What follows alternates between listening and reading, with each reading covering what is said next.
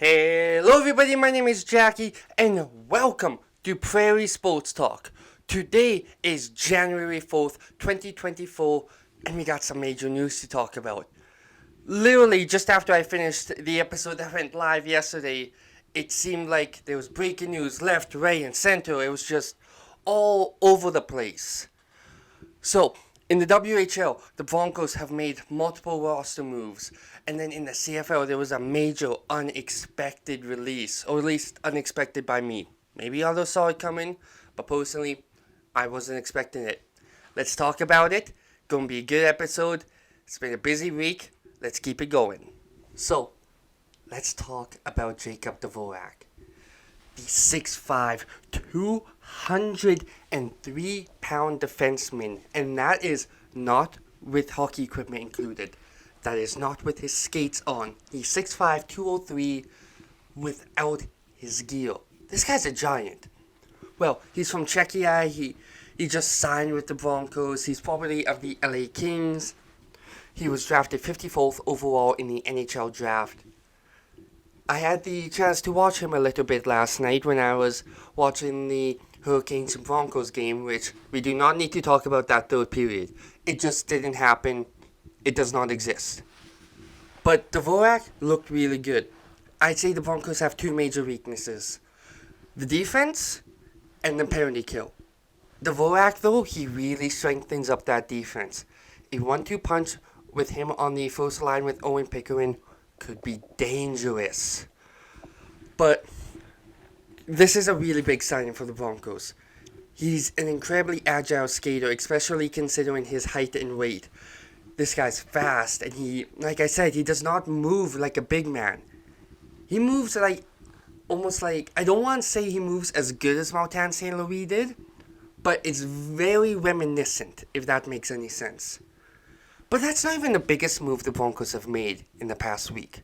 No, just today, the Broncos made a blockbuster trade. In case there was any doubt left in anyone's mind that the Broncos want to take a legitimate run in the playoffs this year, I think they just erased all of that doubt. They just made a huge play for Connor Geekie. The Swiftcurrent Broncos made a trade for 2004 born forward Connor Geekie in exchange for 06 born Josh Fluker, 05 born Sam Ward, 06 born Maddox McKagohage. I apologize if I'm butchering that name. The Broncos also traded a 2025-2026 first round pick, as well as a 25 second round pick and a 27 seventh round pick. They're going all in this year. Geekie, of course, is just coming back from the World Juniors. Well, he had a questionable ejection in their game against Germany. When I first saw the hit, I was at work. I didn't have a chance to properly do a deep dive into it on my own, but I assumed it was a 2-minute minor. No, he was ejected from the game. He shouldn't have been ejected, plain and simple. 2-minute minor, yeah, I could understand that. Game ejection, that doesn't make sense.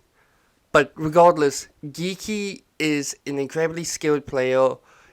The Broncos making a move for him really shows that they are confident in the core of this roster.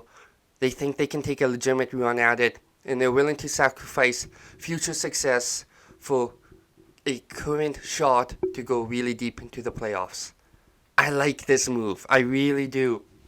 Geekie, I think, will be a tremendous addition to the Broncos. I can't wait to see him in the blue, green, and white. I'm not sure if he'll play tomorrow night against Spokane, but regardless, I'm incredibly excited that he's now going to be in Swift. Now, in the world of the CFL, there was a major release that personally I wasn't expecting.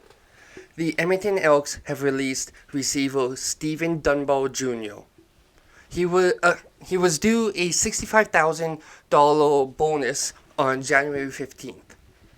I get releasing players before their bonuses so that the team doesn't have to pay it out of the salary cap, but what I don't get is why him? Dunbar, yeah, he only had 500 yards last season, but he also finished the season on the 6-game injured list. With Hamilton, the previous season, he had 1,600 yards. This is a very skilled receiver. I feel like Edmonton. I don't know what they've been doing these last couple of years. They were really confident in Cornelius for way too long last season, and they waited way too long to give Trey Ford a start. They have a habit of just kind of signing random players, if I'm being completely honest. Also, no, I understand them bringing that back. I get that. You want to try and mentor your younger players. Now you're cutting Dunbar? I'm not too sure about that.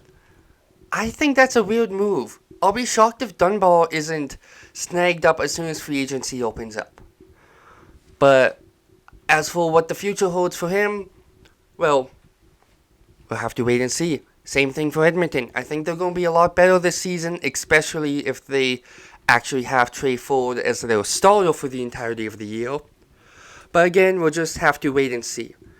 As for Chris Jones in Edmonton, I don't know. I think if they don't have a half-decent season this year, at least finishing at 500, I feel like Jones could be gone.